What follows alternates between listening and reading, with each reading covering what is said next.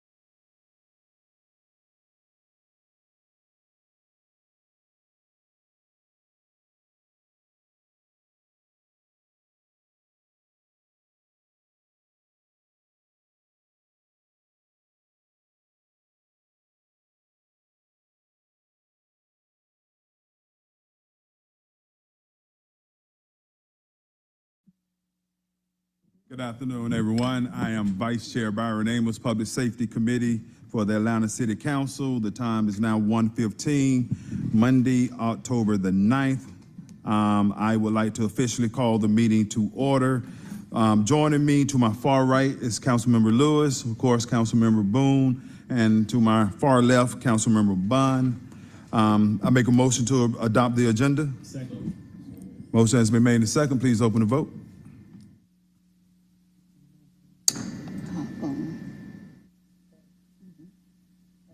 The vote is open.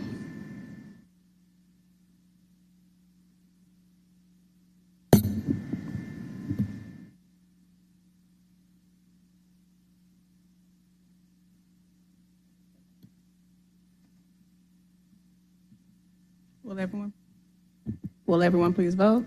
The vote is closed. Motion is approved. Thank you. Make a motion to approve the minutes. Second.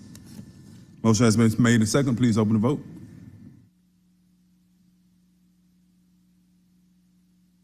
The vote is open.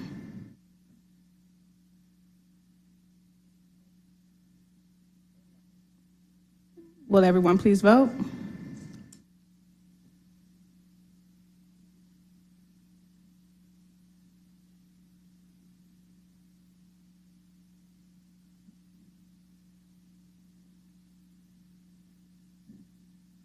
The vote is closed. Motion carries. Thank you. Move us to public comment. We have anyone signed up for public comment? Yes, we do. First is Ms. Henri Jordan.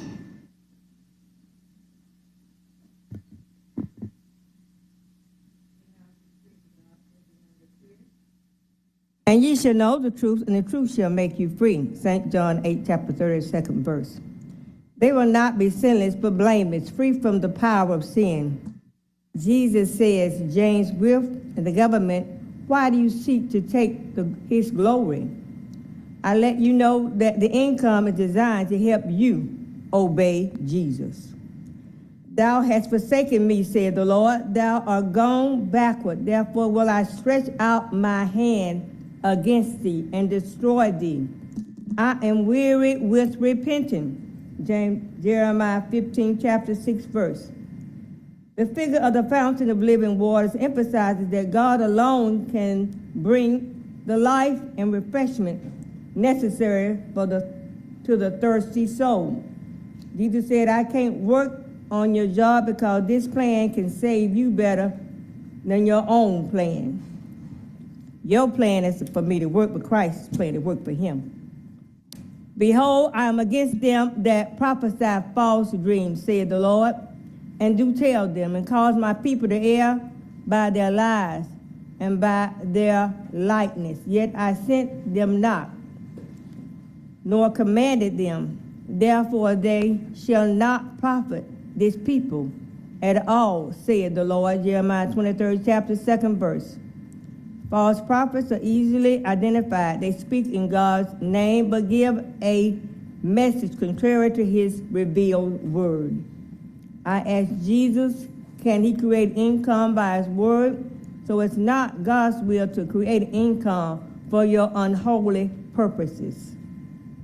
The Lord said unto my Lord, sit thou on my right hand till I make thy enemies thy footstool. Matthew 22nd chapter 24th verse. No one was able to answer him, that is to say, defeat him by questions or debate. And therefore no one dare ask him any more questions. The government sold China 17 or more American companies, and China supplied Russia artillery to fight Ukraine. It appears we are self-destructive to ourselves. Then we give Ukraine artillery. We fighting against ourselves. That's where the flesh goes, leading toward money. But Christ got more for us than we have for ourselves. That's what I'm saying today. I don't try to keep blood off my hand, even though I be scared for you, but Christ give you a warning before it comes.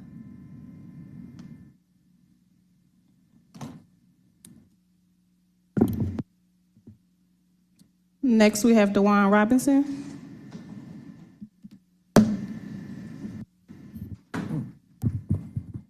Afternoon, Council. Just for the record, I want you, to thank you guys for showing up where we have quorum. Just for the record, I wanted to state that our chairperson and others are missing to the public that's watching. So when our president, Mr. Shipman, passed over certain people for chairperson, just let it be known that certain people are not showing up for their job that he placed on them to be holding to the public. Now, when it comes to public safety, this is one of our most important chairs in the city. And I just want to thank Councilman Lewis and Councilman Bond last week and full council that you led the charge when it comes to the resolution that making sure that council and the mayor turn over the video. But one more thing I want to ask you guys, just for the whole committee, Ms. Boone, is that we also consider legislation that when certain black men and women are killed by the Atlanta police, that we stop the Atlanta Police Communication Department from putting out, oh, well, this person had a bag of marijuana in the car. Oh, well, this person had this. None of that matters if you're wrong and you've killed a person. Why are we allowing them to slander people in the news after it come out that the officer was wrong? We can't allow them to do that, because what does that matter?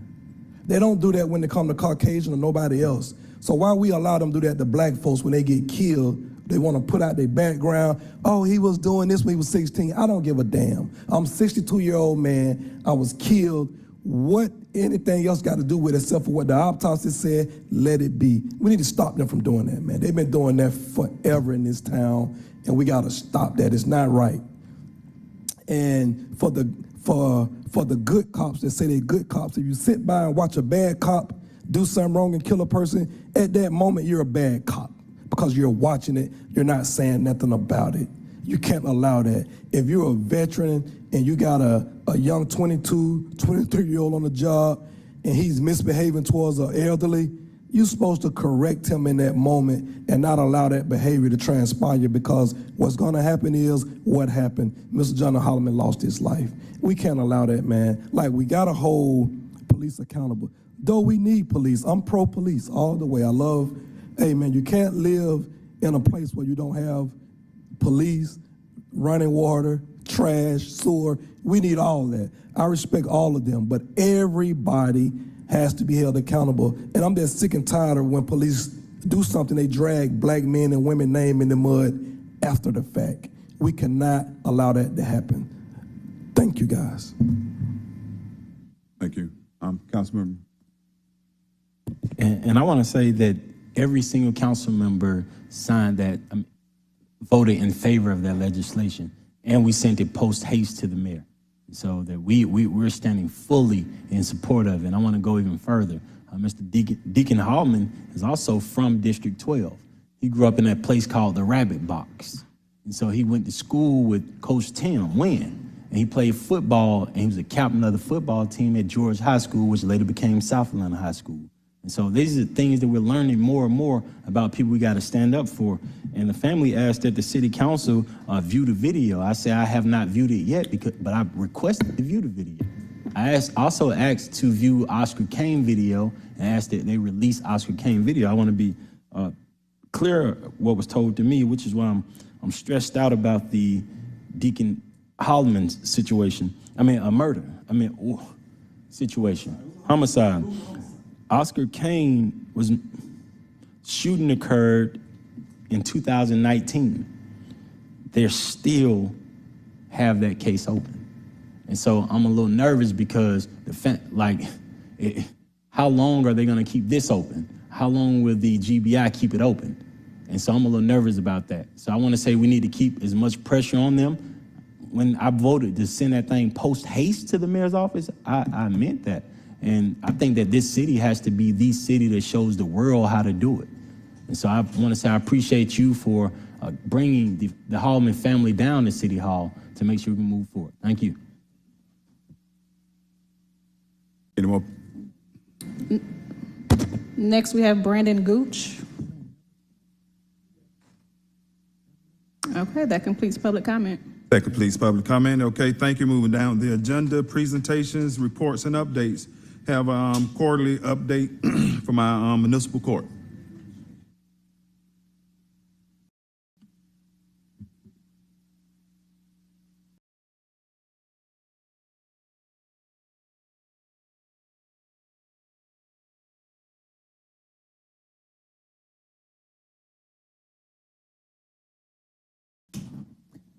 Good afternoon, Mr. Chair, members of the Public Safety Committee. I'm Chris Portis, the Chief Judge for the Municipal Court of Atlanta, and it is a pleasure to be with you this afternoon to present the court's Q4 quarterly presentation.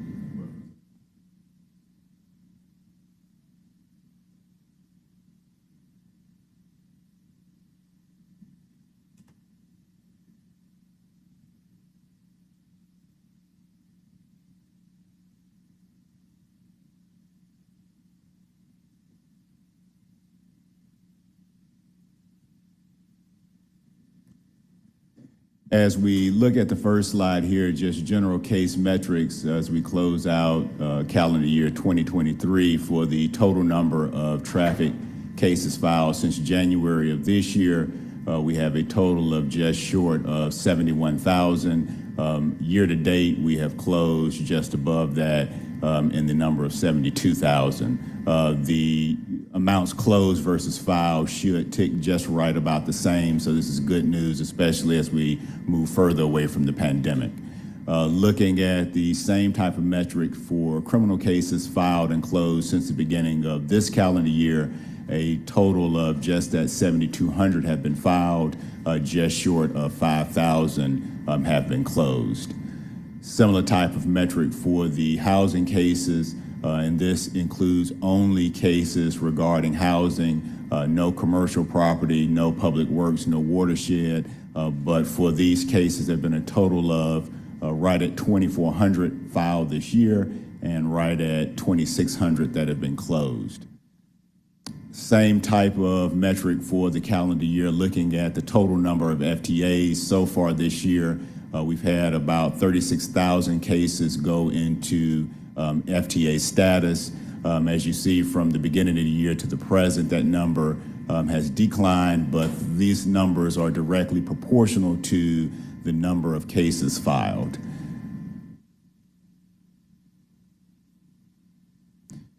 Looking at the number of FTAs relative to the number of FTAs closed for this calendar year, as in the previous slide, we have just about 36,000 that have been placed in FTA status. So far this year, we've closed about 20,000 FTAs. Looking at the number of cases that have been bound over so far this year, the total number of both criminal and traffic cases combined that have been filed is right at 78,000. Total number of cases that have been bound over so far this year, just short of 7,000. Right now, this number is ticking right at about 8%.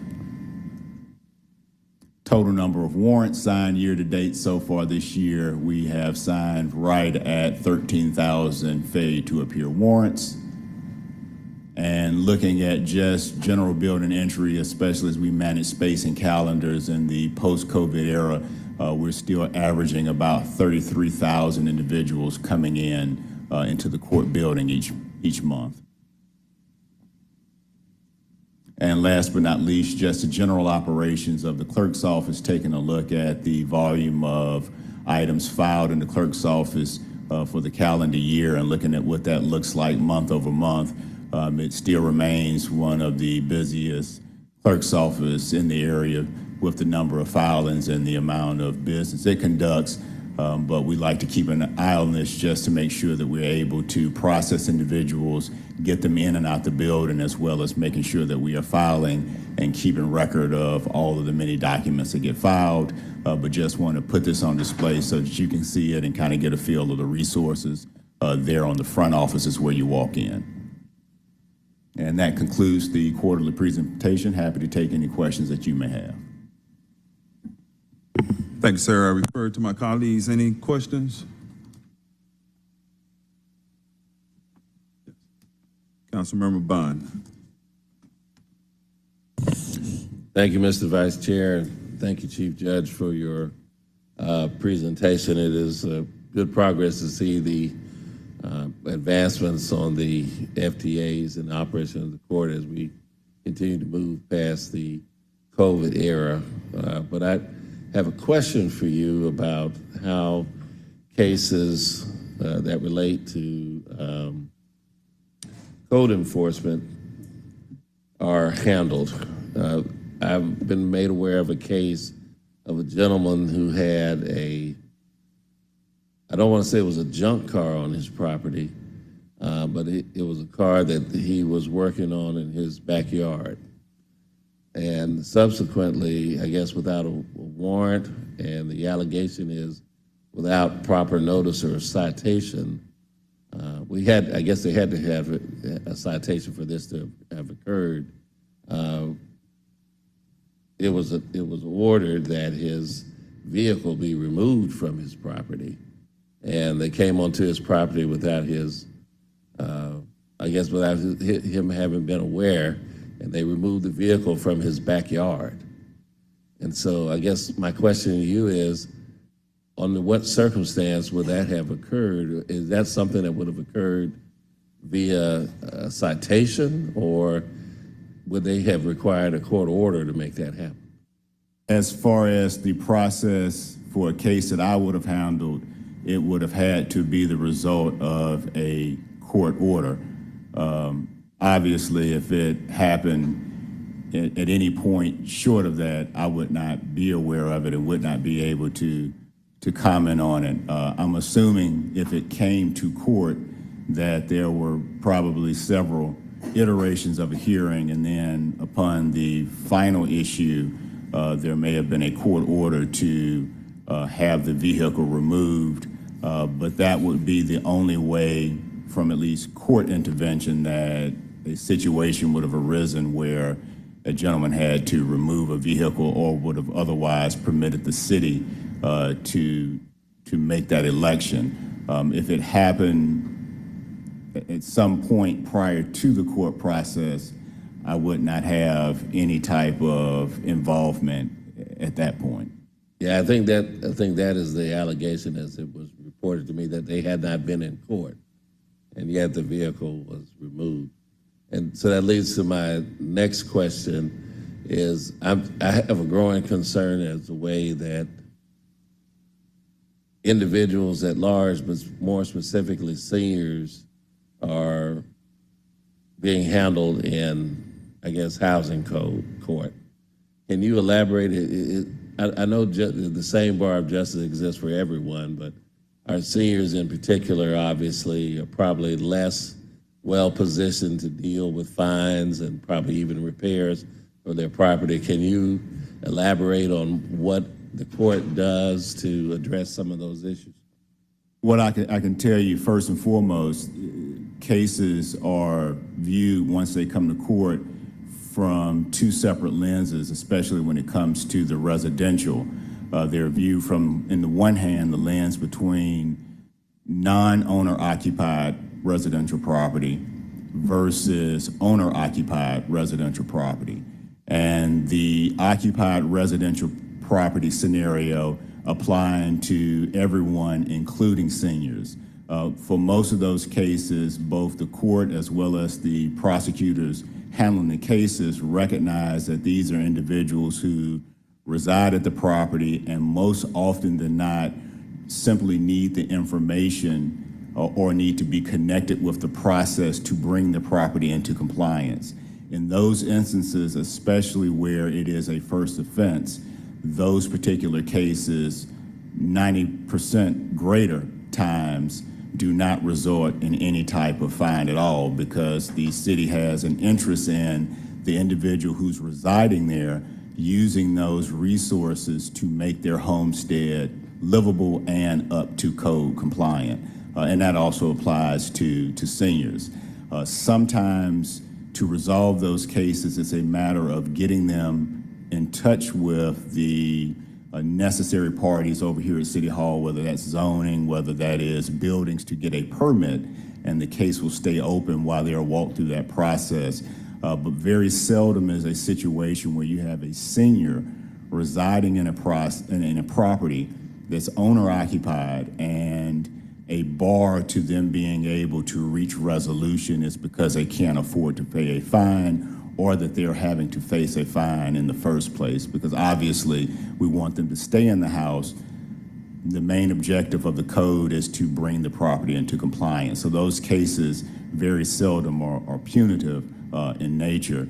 It's really, especially from the owner occupied, it's really the more egregious conduct that requires the city to be a little bit more in-depth in the cases, those instances where something about the property is making it unsafe for those around. But even in those cases, the prosecution tries to work with those individuals to get them connected to resources, because the next step would obviously be that they would be out of that particular property, and no one wants to see that as an option. All right, thank you. I appreciate that. Absolutely. And obviously, if there's anything else that, that comes up that you need the court to take a look at, especially things that happen with owner-occupied property prior to a court hearing, we're happy to take a look at that. That's the first that I hear of that type of situation. I do that. Thank you. I withdraw, Mr. Vice Chair. Thanks, sir.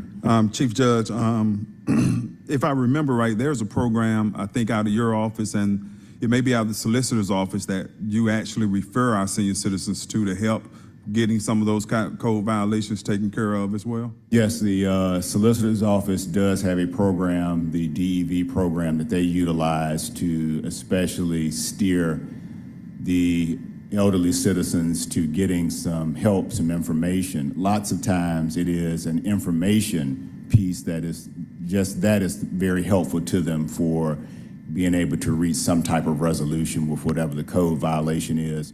On the court side, I also try to pay some attention to what those folks are saying when they come to court, because what I don't want, and what we've seen, is that individuals will report a piece of property so that code will cite it with an eye towards, it's too difficult, it's too much for you to manage or maintain the property.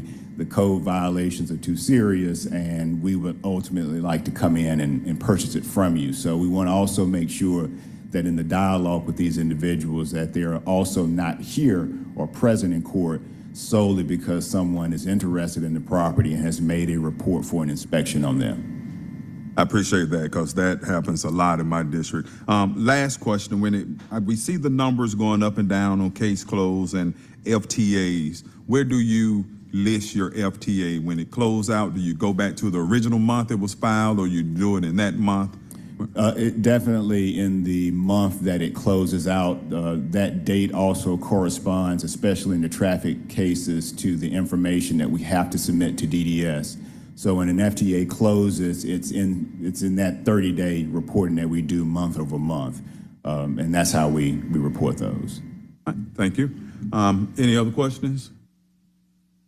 All right, thank you, sir, again, Absolutely. for everything you and your team do for the city of Atlanta. Thank you, Mr. Chair. Thank you.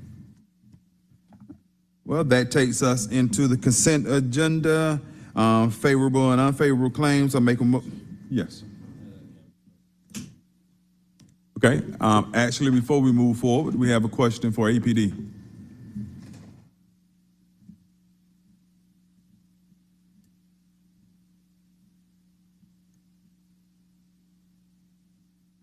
Good afternoon, Deputy Chief Timothy Peake, Atlanta Police Department.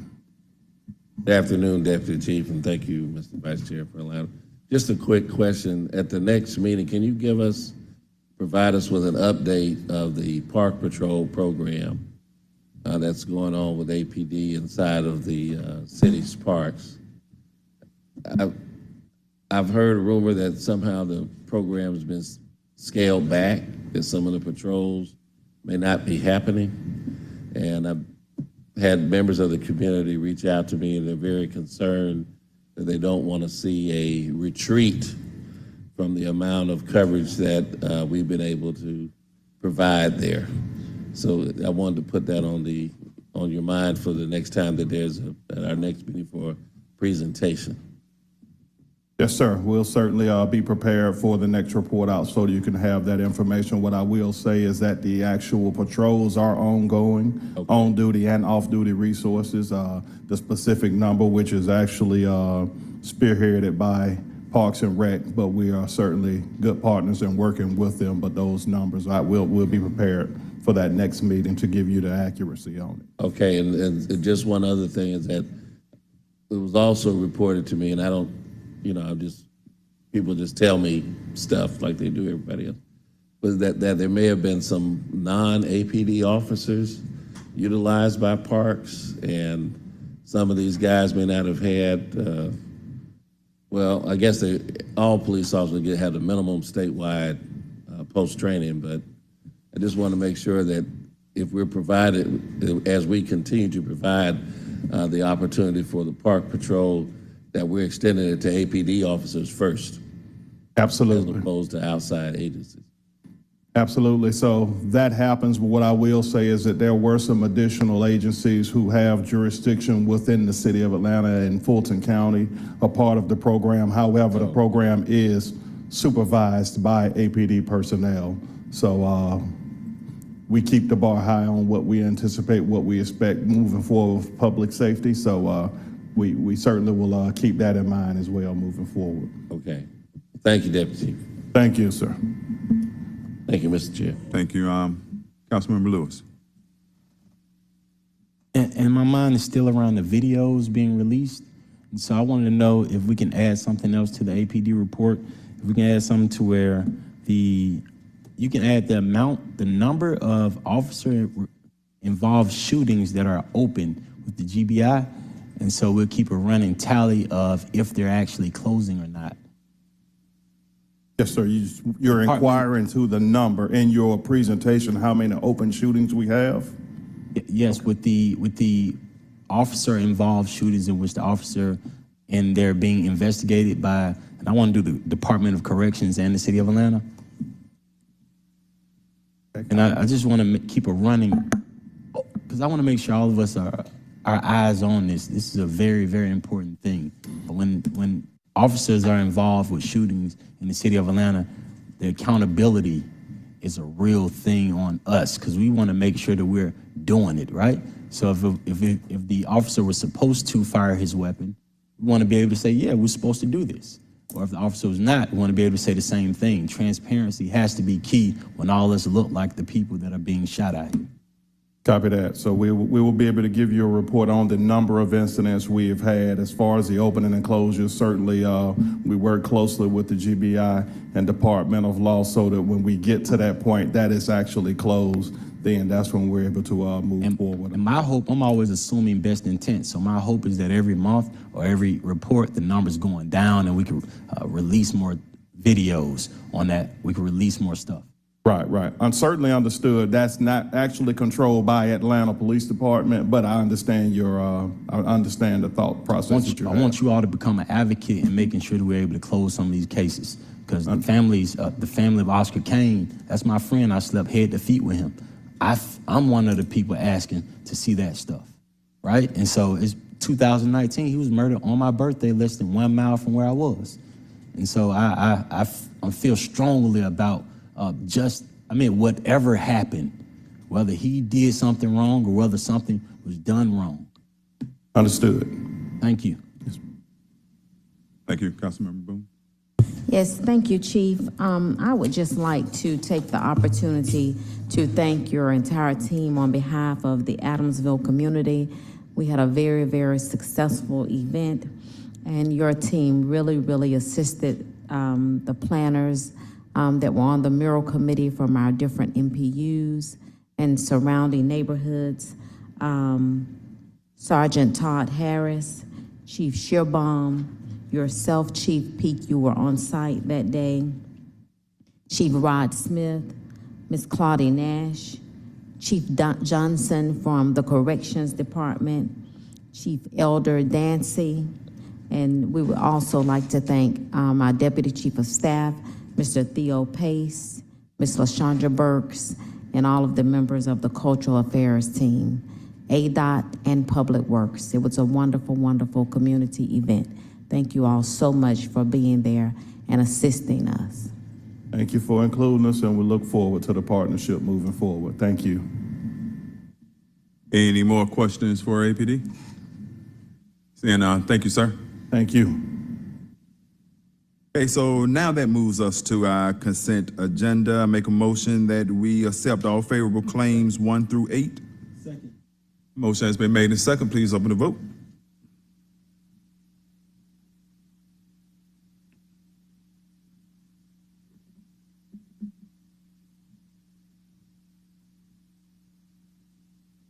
The vote is open.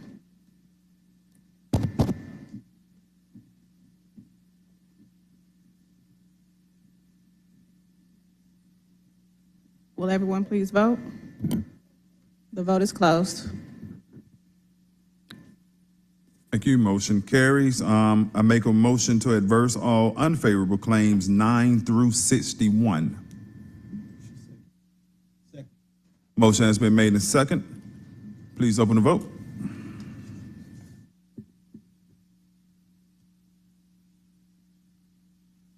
The vote is open. The vote is closed. Motion carries. Thank you. That takes us to our regular agenda, ordinances for second reading. 23-01536, an ordinance by Public Safety and Legal Administration Committee authorizing the mayor or his designee to accept a grant from the Georgia Emergency Medical Services Association, Georgia Trauma Commission, 2023 Emergency Medical Technician Community Course Grant on behalf of the Atlanta Fire Rescue Department in the amount of $5,330.00 for the support of the Atlanta Fire Rescue Department to fund a Community Emergency Medical Technician course to begin retroactively on January 9th, 2023 and end in May 16th, 2023, and for other purposes. I think we have Deputy Chief Burton to speak to this. No? Good. Only if you have to. Okay. I make a motion to approve. Motion has been made and second in discussion. Please open the vote. The vote is open.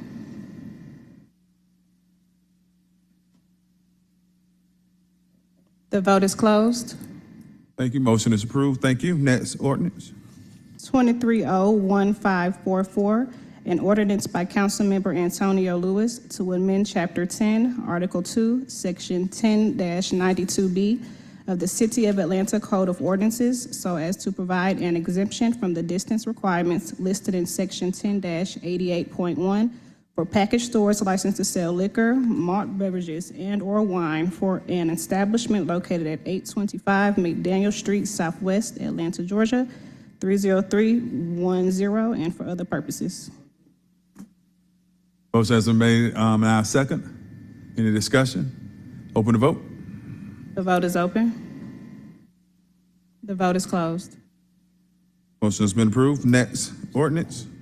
23-01545, an ordinance by Councilmember Marcy Collier Overstreet to waive Chapter 2, Article 9, Division 1, Section 2-910 of the City of Atlanta Code of Ordinances to ratify the City of Atlanta's application with the United States Department of Homeland Security for the FY23 non-competing continuation funding for the FY19 Securing the Cities program, to authorize the Chief Financial Officer to accept the award of the NCC grant funding and to amend the FY 2024 budget in the amount of $2,000,000 to anticipate and appropriate grant funds from DHS, to authorize the mayor or the director of the mayor's office of emergency preparedness as his designee to enter into any required agreements necessary for the implementation of this award, and to amend the funding stream for the STC positions and for other purposes.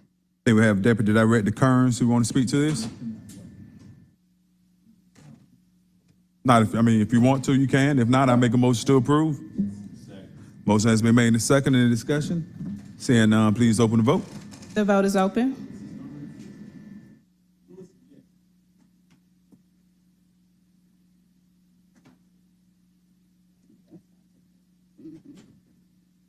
The vote is closed.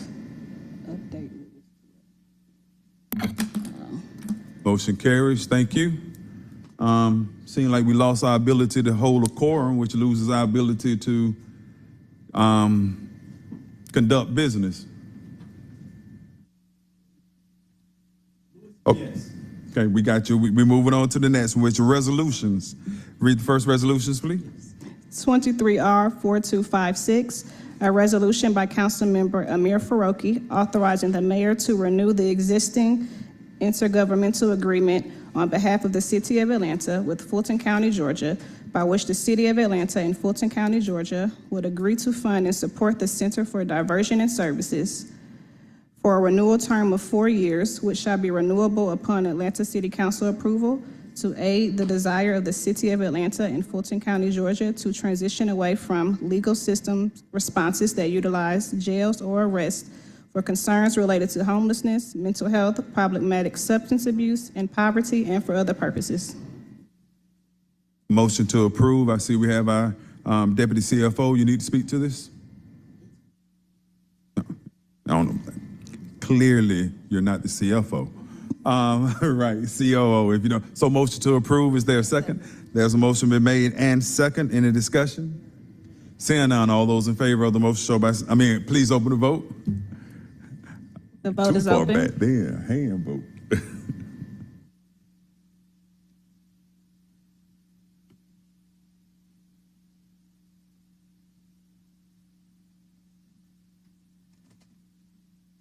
The vote is closed.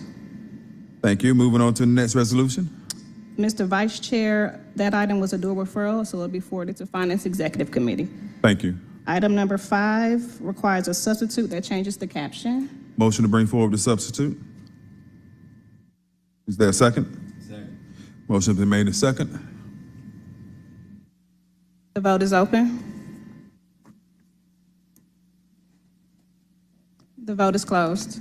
Substitute is before us. Please read the substitute. 23R4257, a resolution by Councilmember Amir Faroki authorizing the mayor or his designee to execute the renewal option of special procurement agreement listed Center for Diversion and Services Operator on behalf of the City of Atlanta pursuant to Section 2-1191.1 with Grady Memorial Hospital Corporation to serve as operator for the Center for Diversion Services effective on January 1st, 2024 for 1 2-year renewal options in an amount not to exceed $12,140,941.00 and to add to the scope of work to serve as medical and behavioral health screening provider, all contracted work to be charged to and paid from the fund department, organization, and account numbers listed herein and for other purposes. Motion to approve. Is there a second? Motion has been made and second. In discussion? I see our Deputy COO approaching the mic. Good afternoon, Mr. Chair and members of the Public Safety Legal Administration Committee. The administration would like for this to go forward on condition. We're working with finance to correct some of the account strings, and so they were not able to finally get it done just before the meeting for substitutes. So we just ask that it go forward on condition, and we will have the appropriate account strings ready by Monday. Thank you, ma'am. So I will withdraw my original motion and make a motion that we move this forward on conditions. Second. Motion has been made and second. In the discussion? Seeing none, please open the vote. The vote is open. The vote is closed. Okay, we'll move forward on condition. Thank you. Thank you. Our next resolution.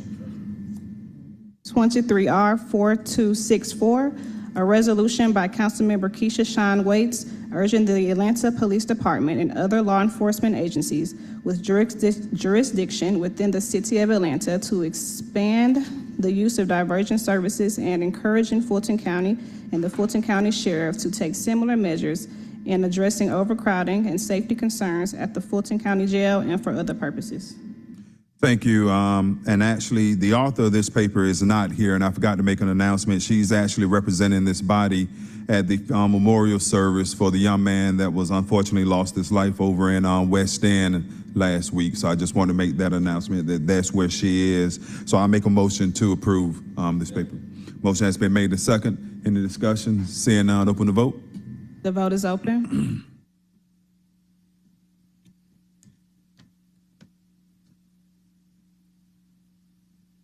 The vote is closed. Thank you. It's favorable. I think we'll take item number 7 and 8 together. That's correct. Okay. 23R4335, a resolution by Public Safety and Legal Administration Committee authorizing the settlement of all claims against defendant City of Atlanta in the case of Balit Yaman versus City of Atlanta civil action file number listed, pending in the Magistrate Court of Fulton County, Georgia, in the amount of $12,000.00. authorizing the settlement amount to be charged to and paid from the accounts listed, authorizing the chief financial officer to distribute the settlement amount and for other purposes.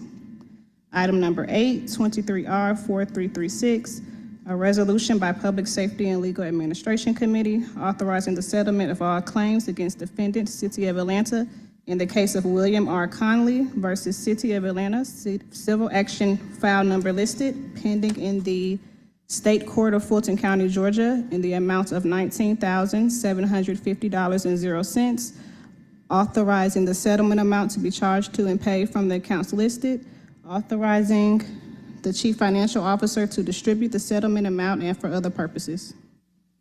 Thank you. Like I say, we're taking those together. Motion to approve. Motion made and second. Any discussion? Seeing none, please open the vote. The vote is open.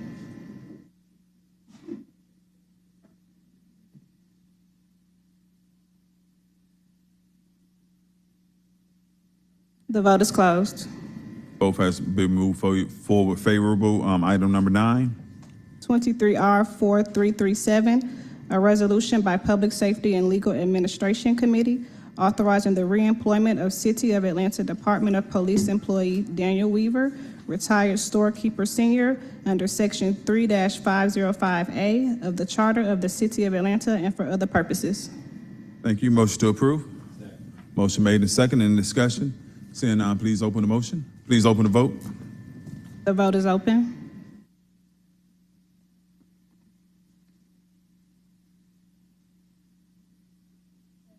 The vote is closed.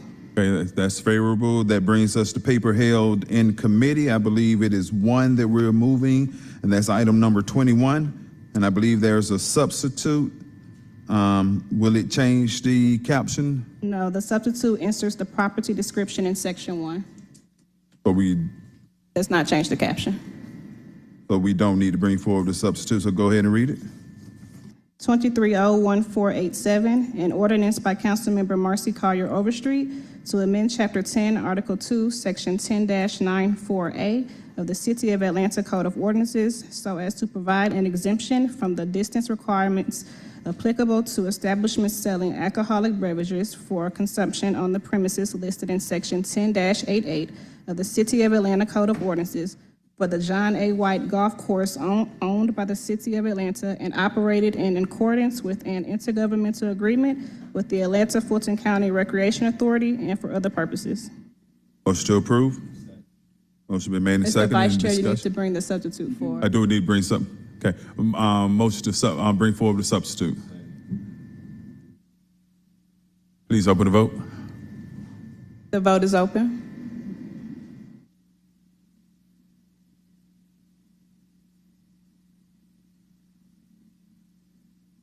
Will everyone please vote?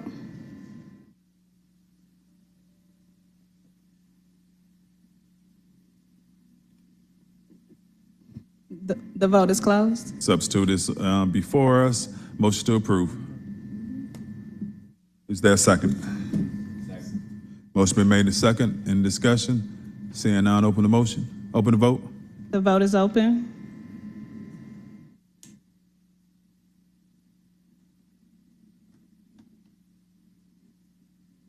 The vote is closed. Thank you, and sorry about that. You know, you get rolling downhill, you don't want to stop. That brings us to walk-in legislation. Any walk-in legislation?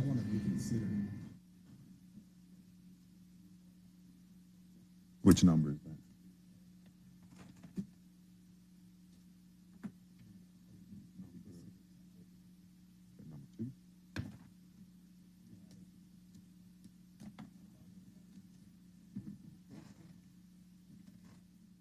Okay, so actually make the motion.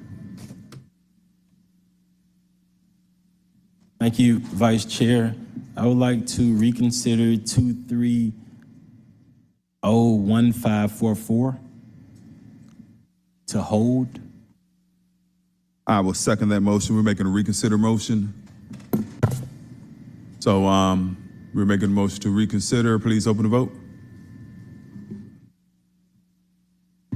The vote is open. Motion is approved. That item is back before us, and you want to make a motion to hold? So move to hold. I second.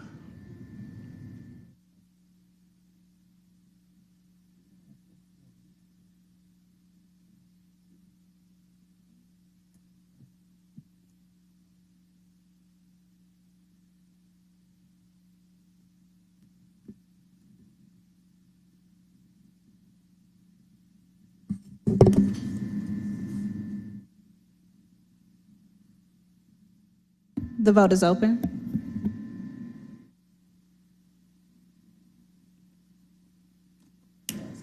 The vote is closed.